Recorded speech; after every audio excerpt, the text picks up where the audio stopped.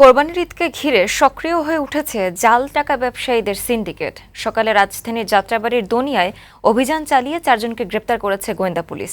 অভিযানের নেতৃত্বে থাকা ডিবির লালবাগ বিভাগের উপকমিশনার মশিউর রহমান জানান, কোরবানির ঈদকে ঘিরে প্রায় 2 কোটি টাকার জাল নোট বাজারে ছড়িয়ে দেওয়ার প্রস্তুতি নিচ্ছিল চক্রটি।